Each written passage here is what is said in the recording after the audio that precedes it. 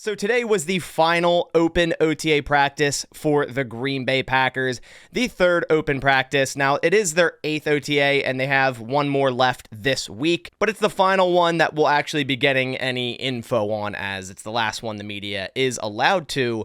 But next week, the Packers do have mandatory minicamp from June 11th through the 13th. Now, the 13th is usually a team-building activity, and it's not a practice, but the 11th and 12th are, and hopefully both days are open to the media. So we should also get some insight on those practices next week. So in today's video, I wanted to dive down into everything that happened in the final OTA for the Green Bay Packers, giving you guys all the key takeaways and notes from today's practice. I also release a highlight video from every practice that was up just before this one. So if you want to actually go watch that after this, you can click the link right above. Go down and hit subscribe if you are a new viewer to this channel and want to stay in the loop with everything Green Bay Packers throughout the entire offseason, such as practice notes, highlights, and everything Green Bay Packers news. Before we dive into the video, I want to give a big shout out to today's sponsor, Mando. If you're like me, you have some summer trips planned. I like to go to the beaches on the East Coast every month or so, and that's where Mando comes in. And right now, new customers can get $5 off their best-selling starter pack with code PACK, P-A-C-K, with the link down in the description at shopmando.com. Mando's whole body deodorant will have you smelling great all summer. I'm a big fan of the Mount Fuji one. They also make an acidified cleansing bar in the same Mount Fuji scent, so you can stop odor before it even starts. And the beauty of everything that comes in the starter pack is they can all fit on your carry-on. Every item is under 3.4 ounces. So if you do have some travel planned this summer, the Mando starter pack is perfect for you. The starter pack comes with solid stick deodorant, a cream tube deodorant, and also 2 free products of your choice, such as a body wash or deodorant wipes, and also free shipping. So like I said, I do have a discount code to get you hooked up with my favorite smelling deodorant on the market. New customers get $5 off their first starter pack with my exclusive code. That equates to over 40% off your starter pack. That's with code PACK, P-A-C-K, at shopmando.com. All right, so now back to the video. Let's dive down into this final OTA practice of 2024, and we're going to start with attendance, which has been great all of OTAs so far. You see around the league, and the Packers have had to deal with this in the past with Jaire Alexander, a lot of players not showing up to OTAs, which they're voluntary, so they have every right not to, but that hasn't been the case at all for the Green Bay Packers this year. But the vibe and mentality is just really next level right now with this football team. Last week we saw Rashawn Gary, Preston Smith, and Elton Jenkins all excused absences from the practice last week. They were all back today, not injury related. Now, Jaire was present but not practicing. That's something new. He was practicing in full last week, so maybe a precautionary holdout. We'll see if he returns for minicamp. Lucas Van Ness also returned today.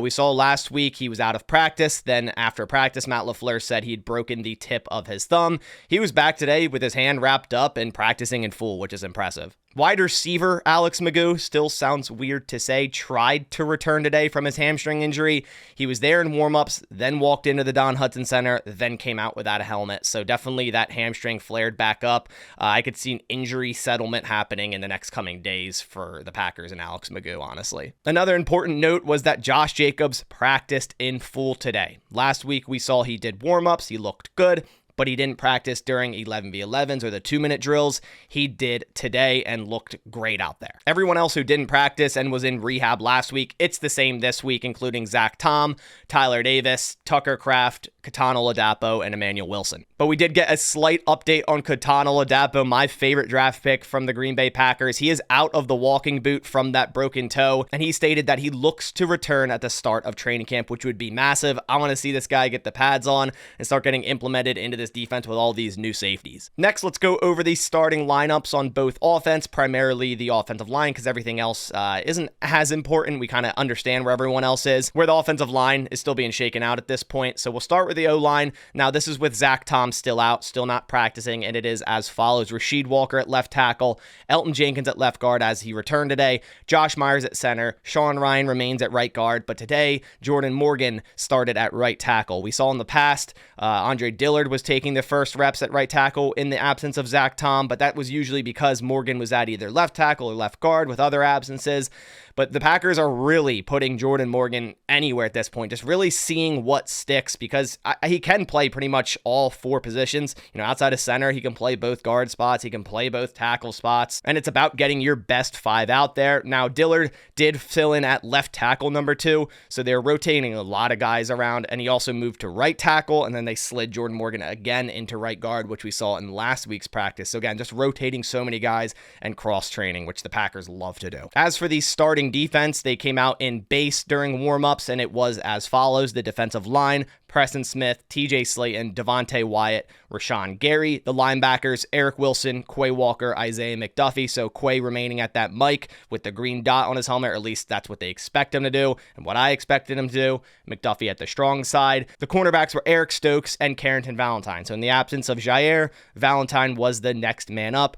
And the safeties remain the same as it has the entirety of OTAs: McKinney and Anthony Johnson Jr. But the Packers, more so today than any other practice, were rotating these safeties around a lot. We saw the past 2 practices, they were moving McKinney into the box, but they were moving a bunch of safeties around today, including Javon Bullard, Xavier McKinney, and also even Evan Williams. Now for the offensive notes during team sessions, 11v11s, and then we'll also go over what happened in the 2-minute drills. But as for offensive notes, on the first session, Jordan Love hit Bo Melton on an 80-yard touchdown to open up team sessions. It was a beautiful ball, about 45 to 50 air yards. Bo Melton has been super impressive, and I keep saying it, man. This guy has to be like the best 5th receiver in the NFL, because he could be a number 2 on a lot of teams. AJ Dillon also looks a lot more lean. Like, he's still very strong, but it looks more muscular. I would argue he may have even dropped weight, and he has more hop in his step. Tay Wicks beat Eric Stokes deep. It was a perfect throw from Jordan Love, but sadly, Wicks could not hang on. I still have very, very high hopes for Tay Wicks. I said it in my highlight video. I wouldn't be shocked at all if this guy led the Packers in receiving yards in 2024. I'm that high on Tay Wicks. As I mentioned earlier, Josh Jacobs returned and flashed in 11v11s. He had some nice runs where he looked really explosive, like that hamstring wasn't a problem at all, but also was utilized in the receiving game. I mean, this guy can really do it all. Very excited to see what Matt LaFleur ends up doing with Josh Jacobs as the season goes on with, the other running backs we also have with Marshawn Lloyd and AJ Dillon. The final offensive note I have is a welcome to the NFL moment for Jordan Morgan.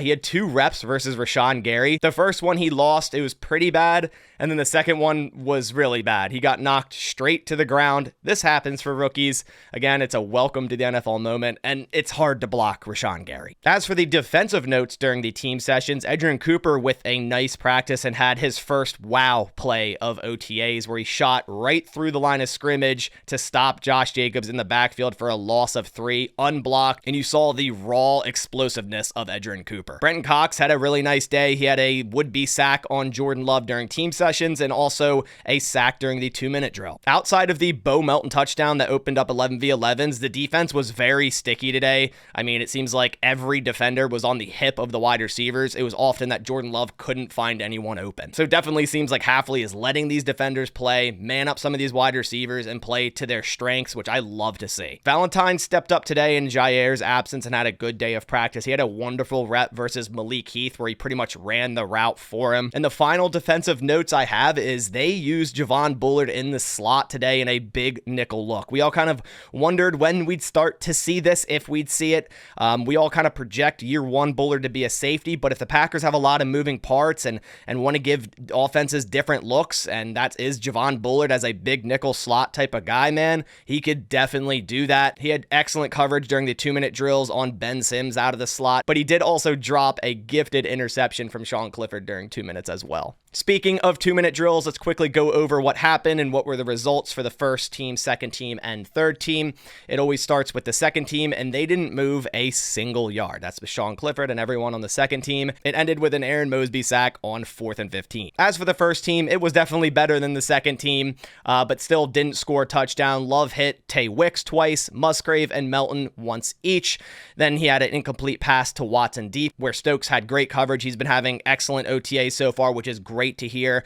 Brenton Cox got another sack, as I mentioned earlier, and then each kicker had a field goal attempt from 57 yards after the offense kind of stalled out there. Podlesny missed the 57-yarder, but both Anders Carlson and Greg Joseph nailed it. For the 2-minute drill, Love finished 4 for 6 for 39 yards. The third team also failed the 2-minute drill. It has not been hot for the offenses during 2-minute drills so far in OTAs, at least the 3 sessions that have been open to us. This defense has just been flying around. and providing great coverage. The third team couldn't convert a fourth down. Heath dropped a wide open slant from Michael Pratt. To wrap things up, go over quickly some special teams. All 3 kickers kicked today. They've been doing a rotation where it's just 2 kickers a day, but they said that they wanted to do 3 today, so it's a straight comparison, right? The same weather, the same wind.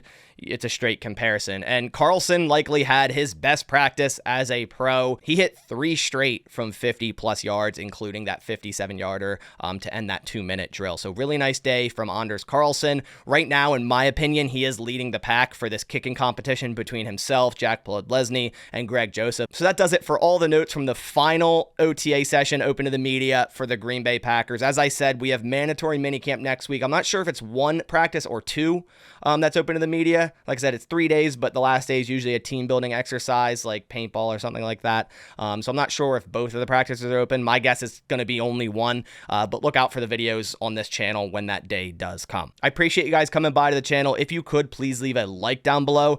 It supports the channel a ton. I'll catch you on the next one. And as always, go Pack Go.